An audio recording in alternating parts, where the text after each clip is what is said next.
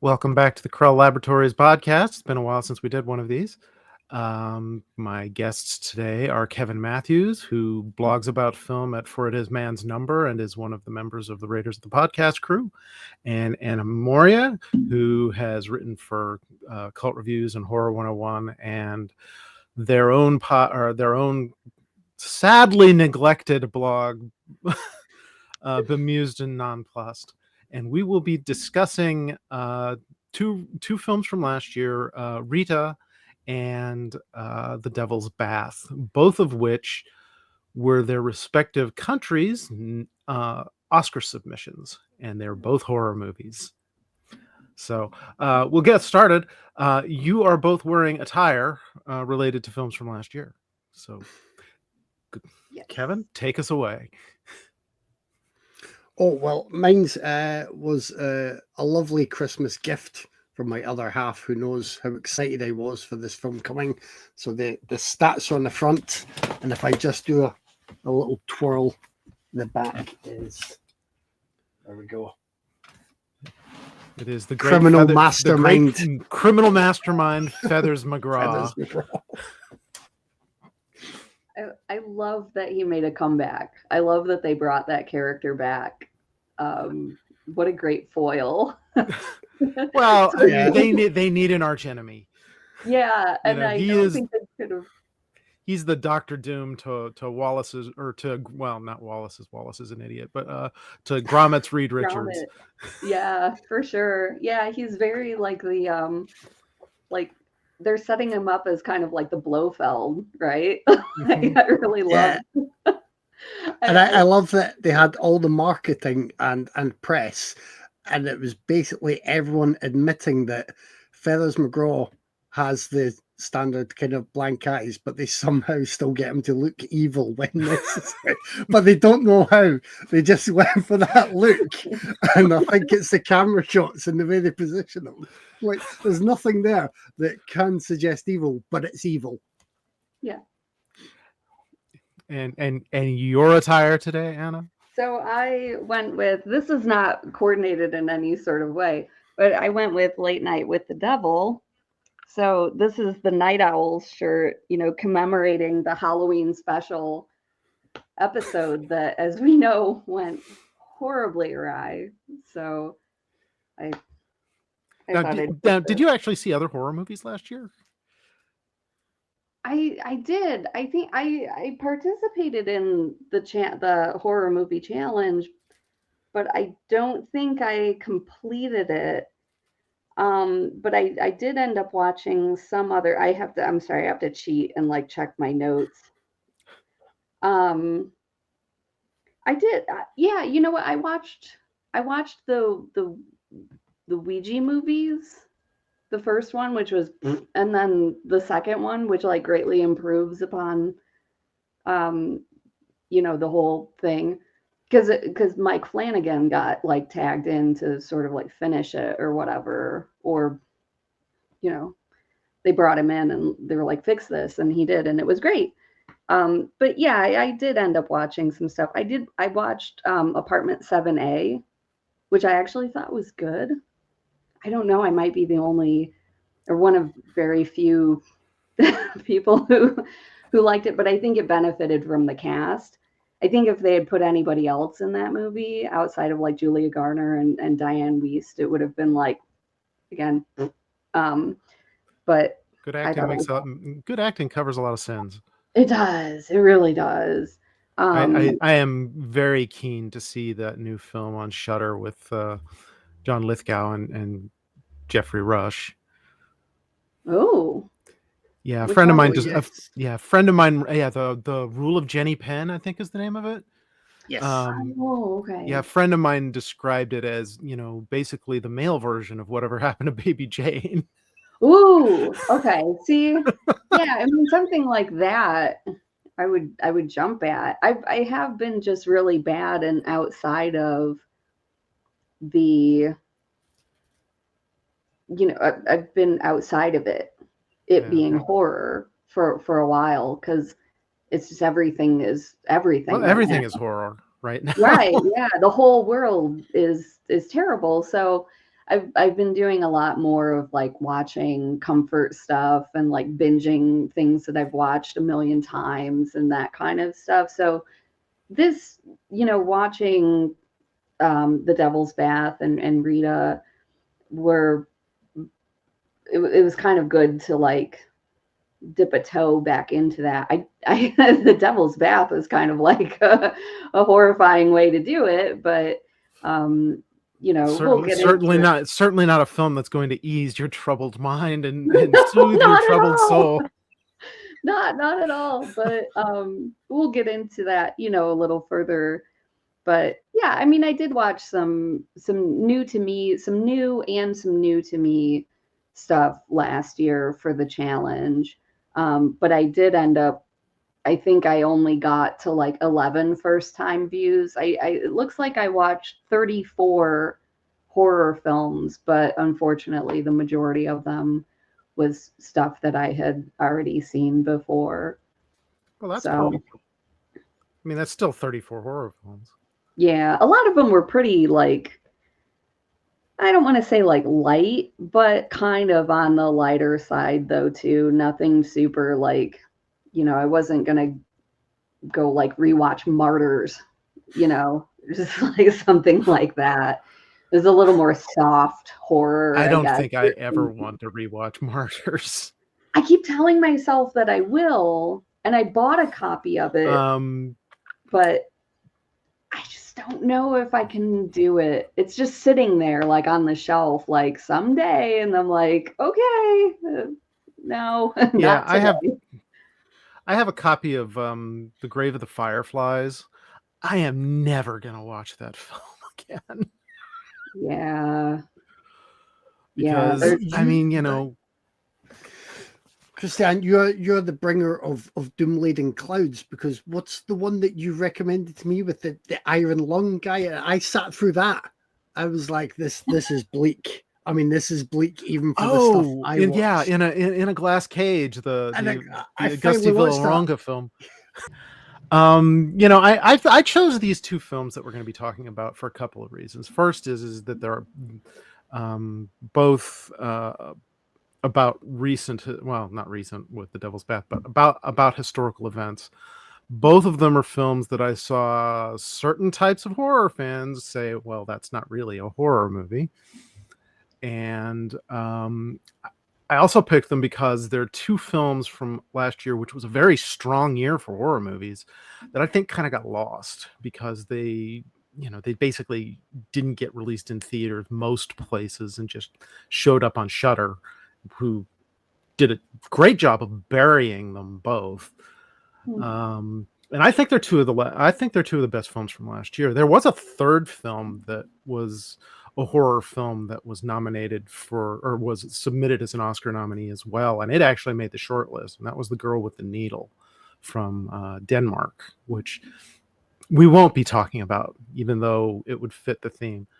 But both of these films, I think, are films that, even though they're set in the past, and Rita is set in the fairly recent past, I think they both speak to the present moment in the United States and worldwide. So, I mean, so we will start with Rita. And who wants to go first? I don't mind jumping in. I didn't take any notes or anything, so I'm gonna sort of wing this. But to give kind of a synopsis, Rita is about a young woman who's being placed in a government like group home, essentially, for orphaned girls, and is immediately assigned into the angels room. And it's pretty quick that we see, she gives a short kind of description at the beginning of what she's getting into. But the film never really overly explains. But the room that she's put into appears to be populated by girls with angel wings. And then we find out that there's another group of girls that room together that are the fairies or the pixies. another group of girls that are essentially like the rabid dogs. So all of them have been grouped into these quite fantastic groups. Sorry to use that word twice in a row. And she ends up helping to lead somewhat of a revolution against the people who are running the care home. There's a lot of shades of, to me, when I was watching it, it reminded me, not so immediately, but there are kind of some tones of like Pan's Labyrinth in here, of escaping into a fantasy world to get away from the actual horror of real life. And I think this was really effectively done. I didn't know the backstory of this going into it. I kind of deliberately didn't read anything about it ahead of time so I could sort of go into it cold.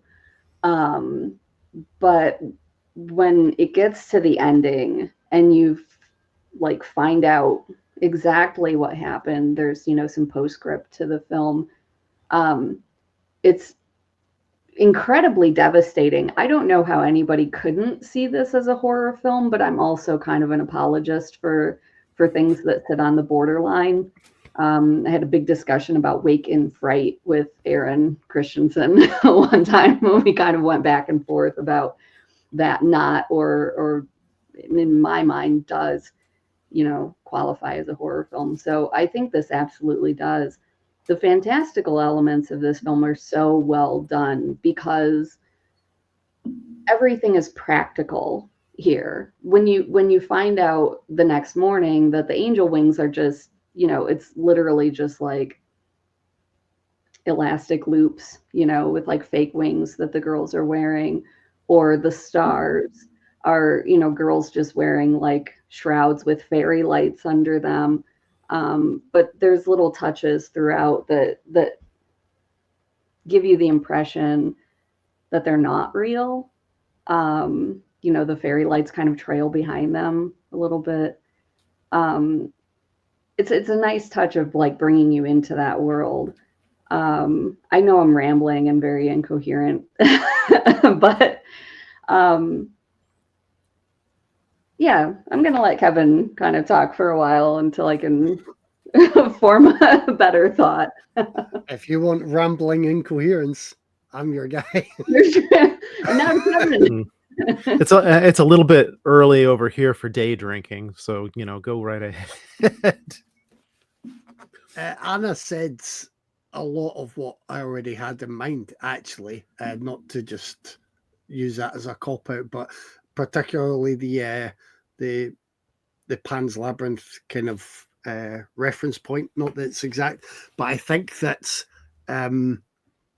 similar to Anna. I sort of looked into things more after realizing it was based on a true story, and I look at that, and then it made really sort of creative and logical sense as to why they decided to give everything this sheen of artifice and cute, almost fairy tale-ness, which allows you to watch a story unfold and be moved by it without it being as unrelentingly grim as it otherwise would be, because all the things that go on here, not just the end, but what has been perpetuated in this system, and particularly in this kind of care home environment, is really like just skin crawlingly horrible. And rewatching it this time, there were a couple of scenes that I'd forgotten, because I do have a very short memory. That's why I mark everything on Letterboxd. But that were really, like, they still made me uneasy and horrified for what these young girls were going through. But I realized without that sort of layering, I would probably not be able to rewatch it. It was really even more horrible than I'd remembered, because I think coming away from it last time, I'd appreciated everything that was done, but I'd also been so focused on the ending that I looked into that following the postscript and seeing what had happened and what had basically prompted I can't remember if it was a local or a national kind of search for answers and getting people held to account. But the rest is, the rest is so bad that it's it really, it needs the fairy lights, it needs the wings, it needs you to see children and be ever so slightly reassured that children can often create their own shelter, either within themselves or with a small group of friends, while they are going through experiences that they should never be having to go through. I think Rita shows that really well in a way that allows just little bits of light. Otherwise, it would be just constant darkness and bad. I think I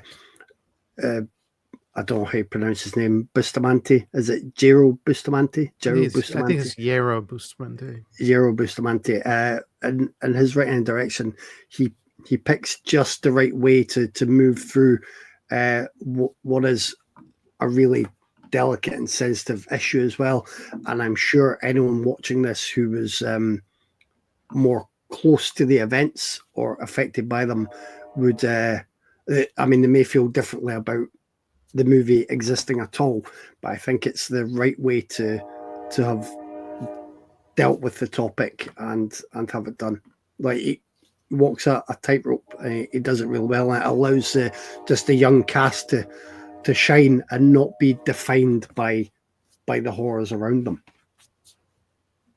Yeah, this is one of those films that I think needs the veneer of fantasy, because I don't think you could watch it otherwise, because it would just, without that veneer of fantasy, protecting the egos and the the lives of these girls, I don't think I don't think it'd be anything that anybody would ever want to watch.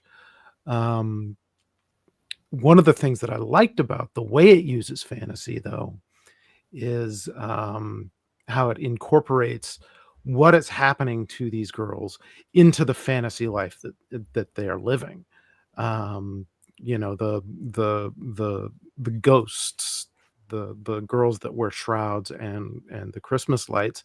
When you find out why they do that, it's like, oh my God. Mhm. Because at the outset you think, okay, this is a little bit like the Lord of the Flies, or they're coding these groups of girls like the gangs in the Warriors, but no, there's actual meaning to the way that they are behaving within the fantasy lives that they're creating.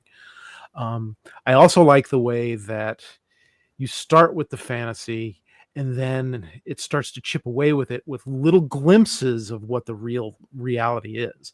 And it's real subtle about it, because the first time you see the social worker, you see her from a distance down the hall, you think, oh, there's a witch here. And then when they take Rita into the social worker's office for her first appointment, you realize that, oh no, this is not a witch. This is something a lot worse. And then then you go back and you're thrown back into the fantasy, and then you come back with William the guard, who has an unhealthy interest in the girls, and then you have the people that are taking photographs of the girl to provide to the system, and also, which you find out a little bit later, to ease in human trafficking. It's really subtle the way it chips away at what you think you're watching and what you're actually watching. Yeah, I was thinking too, like how For me, it's been a while since I've seen a horror movie where the monster isn't a metaphor for something. It seems like everything is, it's a metaphor for grief or trauma or this. And I'm like, you know what? Sometimes I just want a monster that's just a monster, right? That just exists on its own. It doesn't mean something else. And in so I full disclosure, I had a massive migraine yesterday, so I'm in like the migraine hangover stage right now.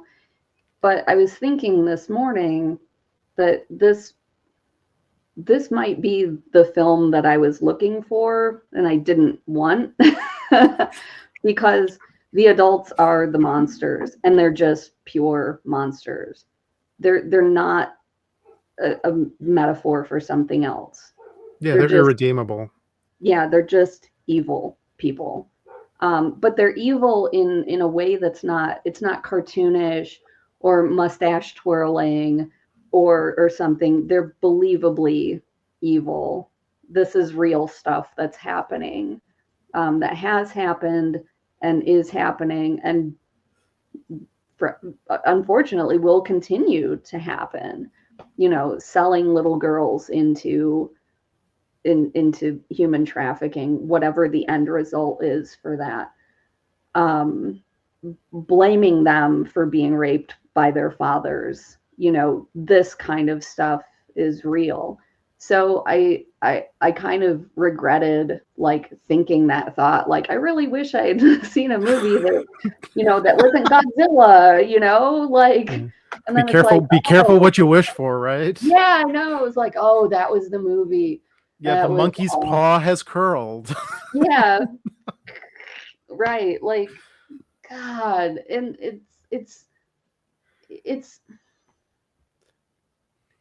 I don't know. It's kind of like, okay, you know, just kidding. Maybe I do want movies with monsters that are just like, oh, I can relate it to toxic waste or this other thing, you know, that I can maybe at least have like some fun with it or something is like, ouch. But at the same time, I'm like super tired of, oh, it's about grief. Yeah, everything's about grief. Can we just have like Oh, it's and about trauma. yeah, it's about trauma. Yeah, no Oh, shit. oh, Everything is, it's about the sanctity of the nuclear family. I'm tired of it. Like, but yeah, not in this way. Oh my God. Like, so yeah, I it's go ahead. Yeah, I completely agree with you. This is like, I mean, actually, I do think that there is that it is a metaphor for something else, but it's a little bit broader than that because I look at the way that the guards are styled in those uniforms, and if you're conscious of the history of Guatemala, these are fascists, and this is Right. what fascism does. And you had mentioned Del Toro. This is exactly the sort of thing. This is about the disobedience of children in the face of fascism, and it's not the only. And he's not the only Latin American director doing this, because I mean, Tigers Are Not Afraid is sort of like this too. Um, Mm, but and it is certainly in keeping with his previous film La Llorona. Um, but the thing that really makes it hurt is the craft of the film, because he knows the pressure points. He knows how to dole out, the hints of the horror that these girls are experiencing before basically sucker punching you once they've rounded them all up after they escape. yeah. Because I mean, if you don't know the history of that, when that scene comes, it's like, oh, oh fuck. Yeah, and I think that's why I'm glad that I didn't really research it ahead of time because I don't know if it would have hit the same. Not that I'm watching this movie specifically to be like for that reaction, but I think it does hit different. Like if you don't know, it's just like just open the door. Somebody just open the door, break the window, figure it out. Like and it's just like three people talking in circles, circles, circles. You know, this is bureaucracy in action, right? Like just somebody just do something. And especially feels relevant. I know this is, a film about a very specific event that happened in Guatemala, but watching that scene in particular right now in the United States feels like what's going on. Like, somebody just stop it, Like, is nobody just gonna, like, if somebody comes in, you work for government organization and somebody comes in and says, well, we're coming in and taking over. Did nobody just say, no? And it kind of feels like that. Like, okay, well, we're just going to either lay down, or we're going to have 27 committee meetings, or we're just going to let the courts deal with it, or blah, blah, blah, blah, blah. So it feels like that same tail chasing, like, oh my God, somebody just break down the door. Yeah. And it's so fucking infuriating. Yeah. Responsibility is a hot potato. Right. Oh, no, not me. Yeah. Like, that's not my job. It's like the song of every middle management person, right? Like, oh, that's not me. It's not my job. Talk to this guy. Yeah. Oh my God. You just pointed at Kevin, and he hasn't said. Oh, I'm sorry. And talk to this guy right here. Kevin, fix it. Fix the United States. I was going to say it's even closer than that and scarier than that when you've seen lately the amount of incidents recorded, either audio visually recorded or just by people present, of people being taken away by individuals, taken away, never to be heard of for an hour while at least, sometimes deported to prisons in our countries when there is no criminal record in their name. And that is, I mean, that's the kind of stuff that we would read about and be terrified by in well-known dictatorship regimes. So yeah. I mean, when I think the UK is bad, I just read the worldwide news at the minute and think I'm okay. I'm not being whisked away in the middle of the day for being on my Facebook and being rude about the big what's it in charge. Yeah.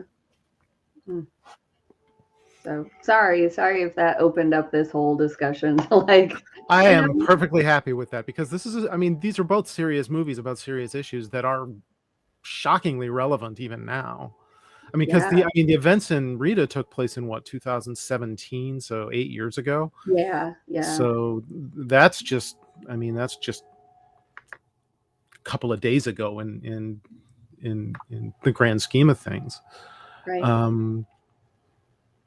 And it's symptomatic of this kind of thing, whereas it might not be to that extreme, and it might not be people who intend to cause harm or be evil, but throughout society we often hear about major things that once they happen, they then create a conversation and people saying there's a need for change, and that is usually to do with sort of lower classes or the poor, or just people who should be more ready for others to catch them in the safety net, because that's why the safety net should be there. I mean, in the UK, I know it's a while ago now, but one of the big things that loomed over the news was the I don't know if you heard about the Grenfell Tower. Oh fire. Yeah, I remember the Grenfell Tower. Yeah. So and that was that. The Grenfell Tower is, I don't want to speak out of turn, I believe it was kind of maybe generally sort of low cost housing in that sort of tower block. But then they had the cladding that was highly flammable. People were then waiting for the fire teams to reach them when they couldn't get so far. And still after it, some people would, talk about how surely common sense would tell them to do this, to do that, to do the other. And relatives who'd lost loved ones were saying they were told to wait for the fire teams who were coming. They were told in the event of this kind of thing to try and lay low and have the oxygen.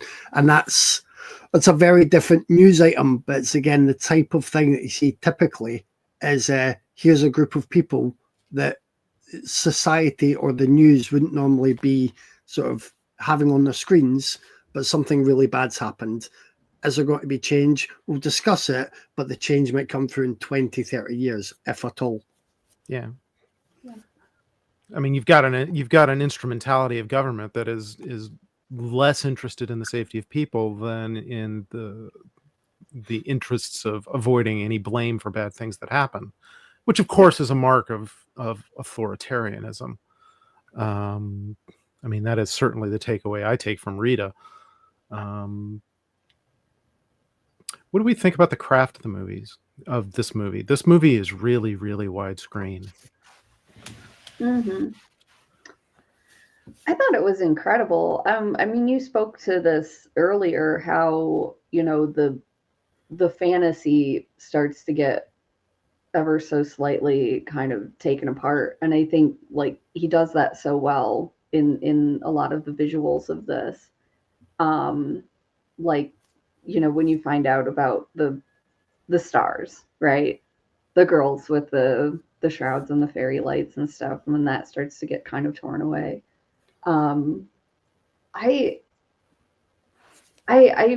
as much as I don't want to rewatch it, because it is kind of one of those films where you're like, gosh, this is it's heavier, you know, than it seems.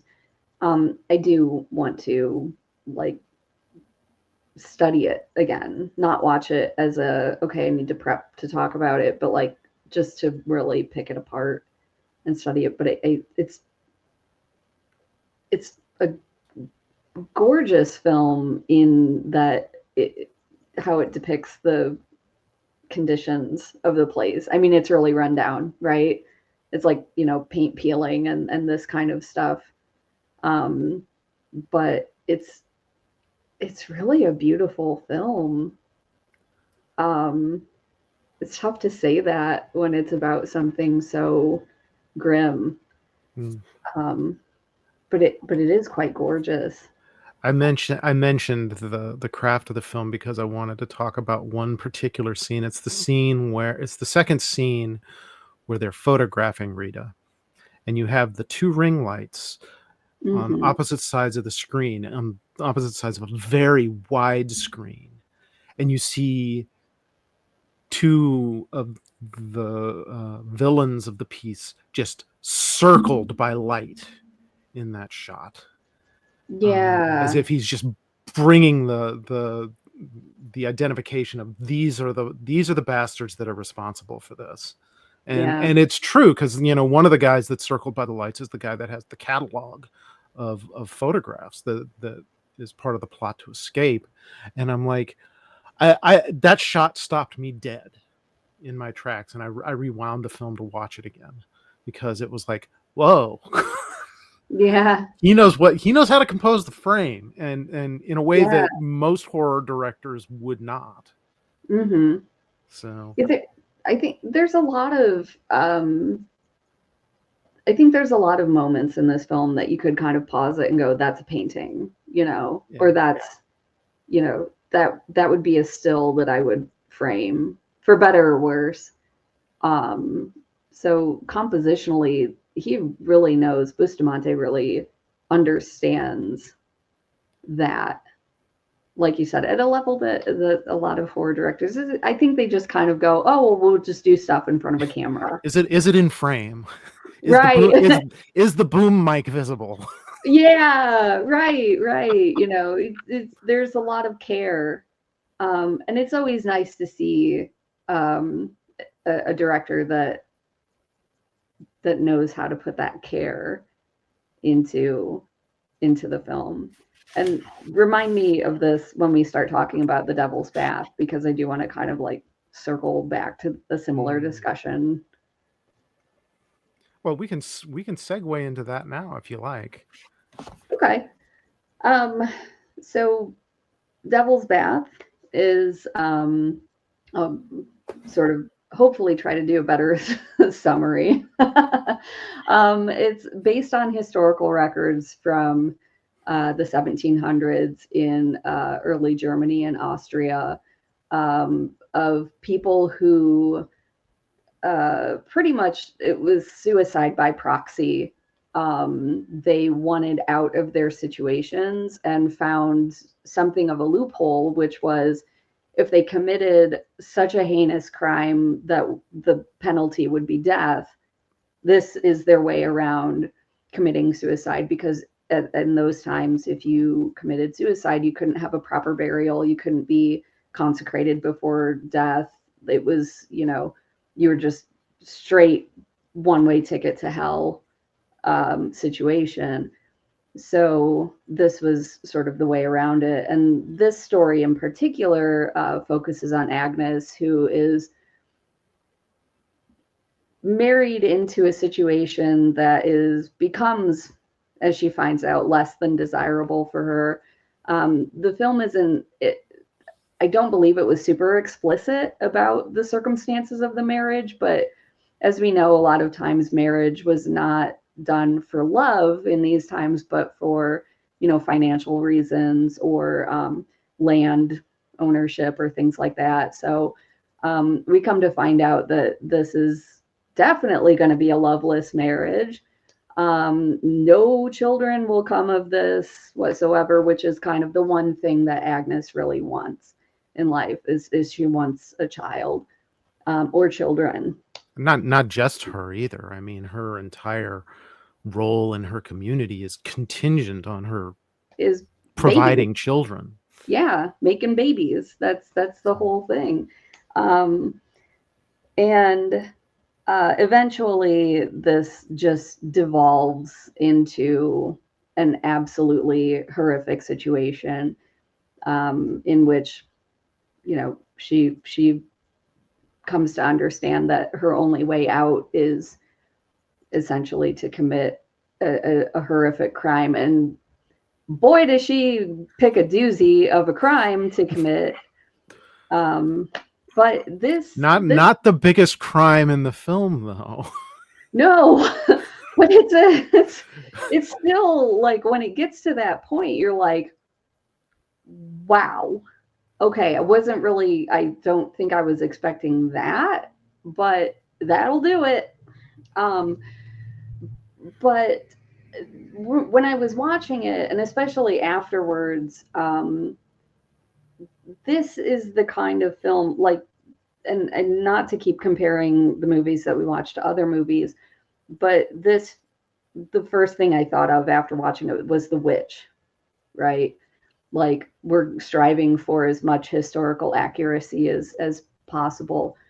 But this was, for me, way more beautifully done, I think. And this had a lot of shots too in it where it was just like, oh my God, this is gorgeous, but I don't like what's happening. Like, you really don't like what I'm seeing, but it's really beautifully shot. And there were a lot of scenes that you could have almost froze, and then you would see this kind of painting in a museum where if you looked closer, like when they discover Agnes's husband's secret lover on the side, let's say, the discovery of him hanging in the barn, and there's like this body hanging in the background, and it's all lit by torches, and there's like a guy with a wheelbarrow and stuff. If you just frozen that would have been like such a great painting, where at first when you see it, you're like, oh, it's something by torchlight, and then you look closer and it's like, it's a body hanging in the background, right? Like, holy shit. Like, one of those types of paintings where when you look closer, it's like, oh, Jesus. So for me, I was super impressed with the whole thing. And this was also a piece of history that I was not familiar with.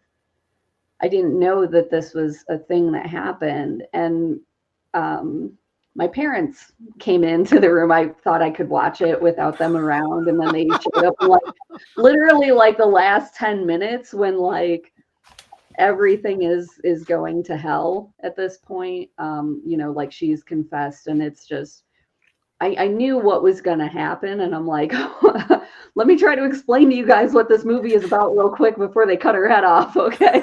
Like, Spoiler alert. Spoiler alert, by the way, but they cut her head off. And not only that, but like the blood drinking and like paying and stuff, and there was a reason why that happened. But I I kind of forgot where I was going with this. Your parents. But I was super impressed with this one. But I think what we were all, my parents, because again, there was kind of like a postscript on this one. And when it had the dates, like this was in like the 1700s, I think my parents and I were kind of like, wasn't the world a little more evolved by this point? But then I had to sort of remind them, this is like very deep woods type of, this was not happening in like port cities or things like that. This was happening a little further away from civilization, whatever that means anymore. But this,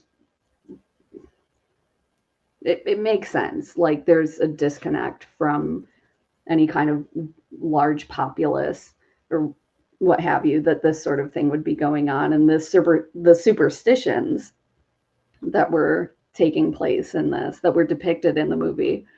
So, but I could tell that my parents were kind of fascinated by. I'm like, you should go back and watch the whole thing.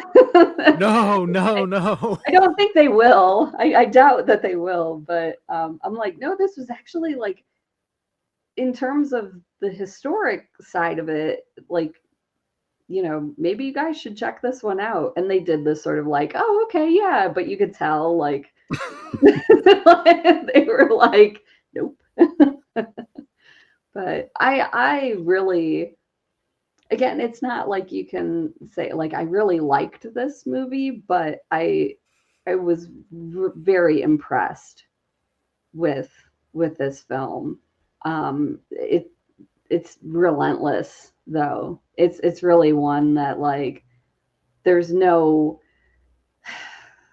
relief in the film. There's no like moments where you can kind of take a breath or like have a little bit of levity kind of sprinkled through. It's just like starts here, ends here. Like never does that. So yeah, and it starts with an infanticide. Yeah, I mean, it kicks things off like just right out of the gate, and we're, launching babies over waterfalls, and then it's all downriver from there, right? Right. So what was your reaction to this the first time you saw it, Kevin? The first time I saw it, I was really impressed, and I was more surprised because these co-directors and co-writers I haven't been as impressed by in the past as other people have. They did Goodnight Mommy, which I didn't love. A lot of people really loved, and like I think they did The Lodge. They did, yeah. And I like that a little bit more. It is a bit more straightforward horror-wise, but it's good, but not great. Like this is a level of greatness. And when you said, do you want to come on and discuss Rita and the Devil's Bath? I was like, am I just going to spend an hour just apologizing for just men? Right, I'm the resident man just to apologize for men. Like, great, thanks for putting that on me. It's like, yeah, like even I get to the end of both of these movies or either of them, I'm just like, bloody men, just throw them over waterfalls. That would solve a lot of our problems. Because the thing about the Devil's Bath is they don't really have to sort of provide that softness or layering that you get with Rita. As Anna said, it is grim all the way through, and it stays that way. But it's adults going about in these situations, so you don't necessarily need the buffering. And although it is based on the past, and although it does have that specific trying to think of the word that I'm looking for. That, you know, it's exploring that clause, if you like, with the suicide by proxy and why people were driven to that. There are things in it that are pertinent to years gone by, and when people understood less, and when there wasn't necessarily the right medical knowledge or psychological knowledge for people in different situations. But there's also a lot in it that's still just like there nowadays, but people who don't experience that, if they're lucky enough, will just think it's still a thing of the past. Whether it is people marrying into loveless marriages just for some benefit, or because it's arranged or they've been told to, whether it's the family pressure or the pressure from anyone who goes up to a woman and is like, "Oh, you've been married, well, won't be long, you'll have the kids ready," and like, you know, forgetting that some women just don't want children, or it's the controlling and coerciveness as well with all of that going on. So you've got that as almost a separate aspect to the whole thing that swirls around the suicide by proxy, and then you've got them sort of coming together in this perfect storm of toxic troubles that makes it easier to see this woman's sort of downward spiraling journey and what it would be like, and to realize, as they make clear at the start, that this wouldn't be a one-off, because it'd be quite a common thing, especially back then, to be in a situation where you're just miserable and see no way out, and don't have the support. Part of that is a knock-on effect from other people not being able to sort of live how they want to live, which you get. I don't have any sympathy for her husband in this, but you do see that the marriage is not something that he would really put at the top of his wish list either, and it's not the life that he would want, to put it mildly. Mm-hmm. And there are things that go on from there. So I was to sum up though, I was really impressed by this and all that it packs in there, considering there's enough in any one of those individual elements to spin off into a film exploring that, and they handle it really well for looking at everything and showing you the steps. Kind of feels like steps towards insanity. I'm sure that is how it feels to people that are afflicted in that way. Mm-hmm. Yeah, my first reaction to this film, and really my first reaction was to like the first 15 minutes of the film, is I had seen some discussion that, oh, this is not really a horror movie. And then I watched the first 15 minutes of the film and I'm like, how in the hell is this not a horror movie? This thing goes hard. And then it just keeps going hard and gets harder. But I mean, you can look at it and say, oh, well, it's, a historical horror movie or a folk horror movie, but it's just, I mean, the psychology behind it is all pervasive. And, there are elements in our society that are trying to bring these situations that bring this kind of psychology to the fore back. Mm-hmm. So, yeah, I don't know if I like the purists that do that kind of thing, like sort of trying to separate, okay, well, this is horror, but this isn't. I mean, horror exists and it's a real thing, and this film is sort of an example of that. Like, this is, based on actual things that happened, right? And how can you say that isn't horror? I mean, that's your argument as well. Like, the first 15 minutes is like, yeah. I remember reading a quote from a writer named Douglas Winter, who observed that horror is not a genre, it's an emotion. And this film generates that emotion in spades. Yeah, it exemplifies that. I mean, you're filled with dread the entire time, you know. And I think as much as we know now, you know, that we've seen the film, that it never lets up or whatever, like you know, you have that hope or whatever that it will, and it just doesn't, right? It's just constant throughout. How is it not horror? I think that's, like, I do want to hear that from people. Yeah. Like, if you don't think it's horror, why?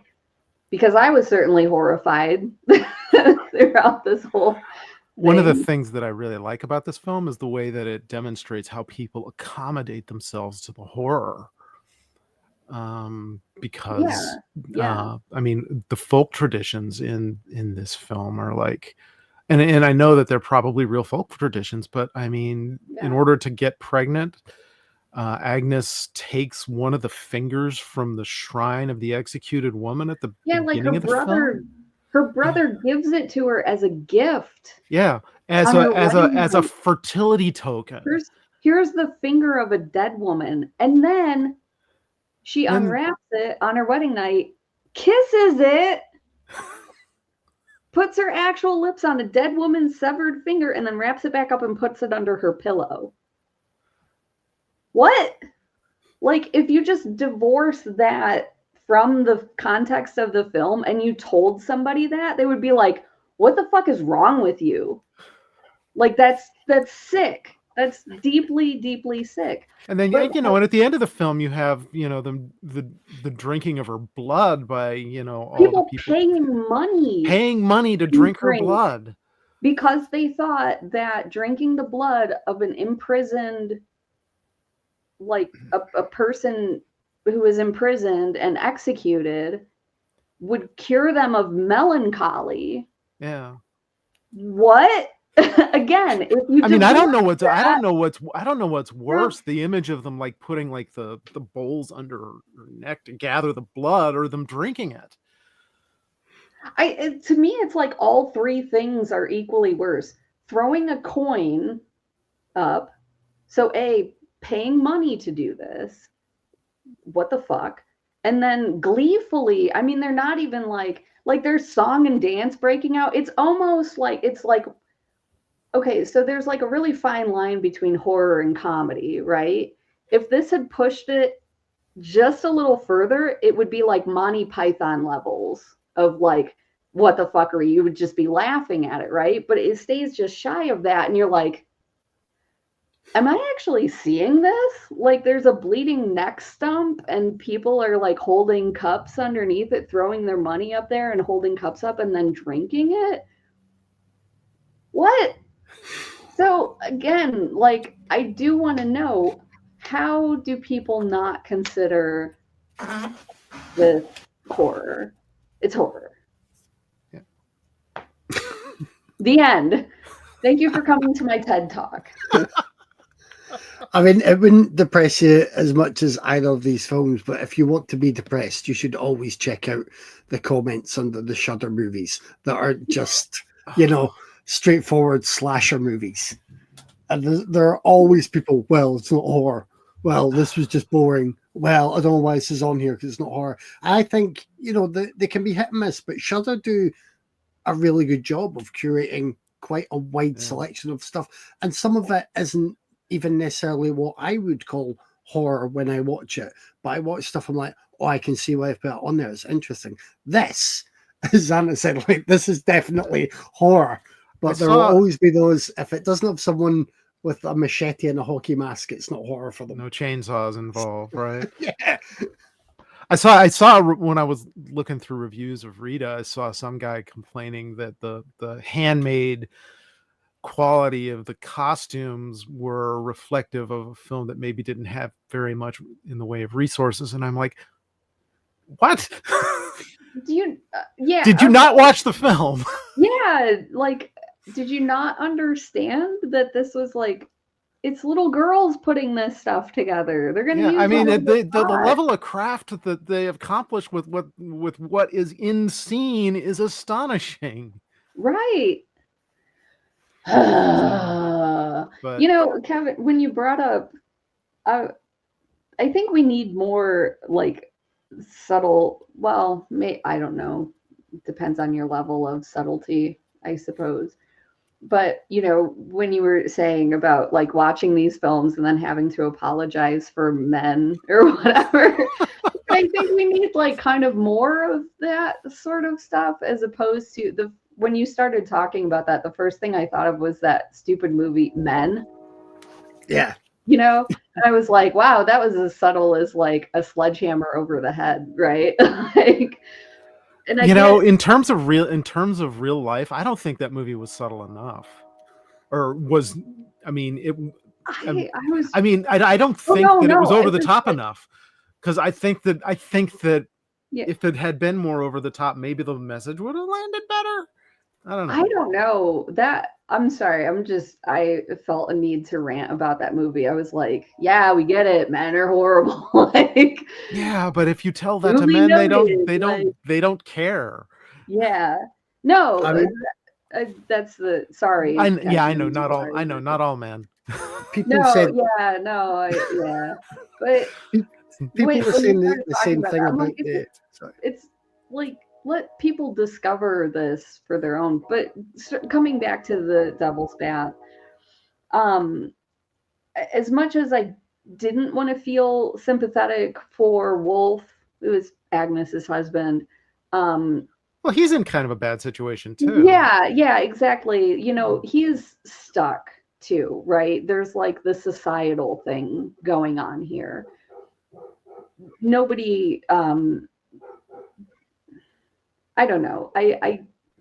He wasn't great about how he handled everything, but this is the constraints, right?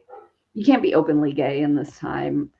Um, and he's dealing with a lot of his own internal horror, I guess you could say. I mean, there's that super awkward scene where like the dance around the bonfire, and he is like, you know, trying to get. He's asking this guy like, come dance with me," and the guy's like, "I don't want to dance with you," like, you know, rebuffs him, and it, you can see the hurt, right? Like, and it it sucks to be in that kind of situation. You know, I think speaking from like firsthand experience, it's like that is fucking terrible. But what can you do about it? Yeah. You know. So yeah, it's hard to. I don't know. It's so well crafted in that way. The film is so well done in that way because as much as you want to say, well, you know, why didn't this person do this thing, or why didn't somebody do this, or why didn't this happen, or whatever, a lot of the overarching problem here is society at the time. It just doesn't allow for that. So they're all restricted. It's this very enclosed situation where, you know, you can't break out of that. Or you would probably just be beheaded right away, go straight to the beheading.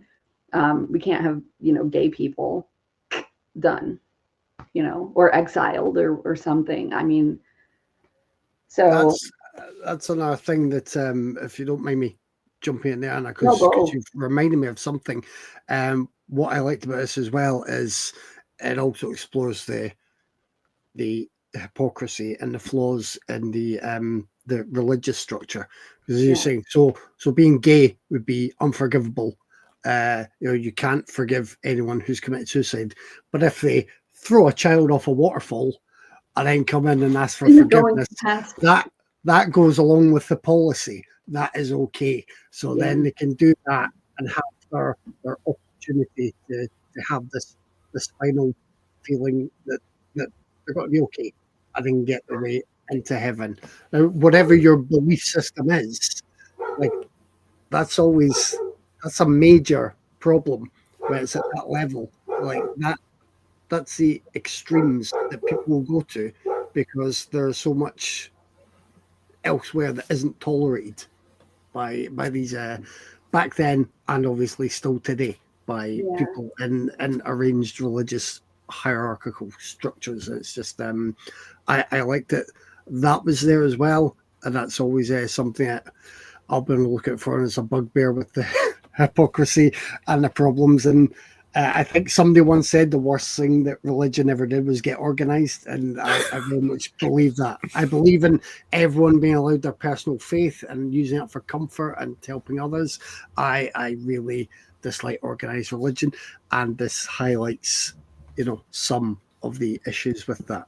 So I just wanted to jump in because you'd remind me of that particular. Yeah, I mean, this reminds me of something else that I had as an impression of Rita, is the child home in that film strikes me as sort of a secular version of one of the Magdalene Laundries. Yeah. Yeah. So, yeah. I mean, there's a reason I'm not a Catholic anymore. Right. Yeah. So we're doing pretty well. We should probably think about wrapping this up so that we can have brunch or do whatever we have left in the day. Yeah. So, final thoughts, Kevin? I'm glad that you actually brought these for discussion and to hopefully remind other people that they're out there and to watch them, even though we have mentioned how grim things get. They are really worthwhile. They're both really, really well made. And yeah, these are definitely films that I think should be on. We know people that watch a lot of horror and use that term as an equally wide umbrella. I think there are a lot of people that may have missed these that will really appreciate them for what they're doing. Anna? Yeah, it's same. I'm super glad that you poked us about this. So I think for me, it hopefully is a catalyst to maybe kind of let's dip our toes back into new to me horror a bit more regularly, because I do feel so desperately out of the loop on it. This was, I don't think dipping the toes though. I think this was just like, you pushed me off a waterfall head first type of situation. It threw me like a baby over the waterfall into it. So, but I appreciate that. I really do. Despite, like Kevin said, despite the fact that these are quite grim films, it doesn't mean that there's not anything worthwhile going on there. So I also hope this doesn't deter people from seeing these films if they haven't already, or maybe going back and rewatching them with some fresh eyes. So thank you. Yeah, you're welcome. Part of my motivations for talking about these films is that when I was making up a list of the horror films that I had seen last year, I realized that a lot of the stuff that was very well regarded were films that I didn't much care for. And these two films seemed to be nowhere in the discussion. And I'm like, these are two of the films that I would put on a top 5 list. I mean, the other ones are Immaculate and Eczema and Abigail, maybe. Got to have something that's candy. But yeah, I mean, I think these two films demonstrate not only, that horror is alive and well worldwide, but that horror as an idiom has a very broad set of tools and a very broad set of concerns beyond just, canned thrills of a slasher movie or a bunch of, Lovecraftian monsters or something like that. I mean, the power of horror can be awesome in the right hands. So definitely.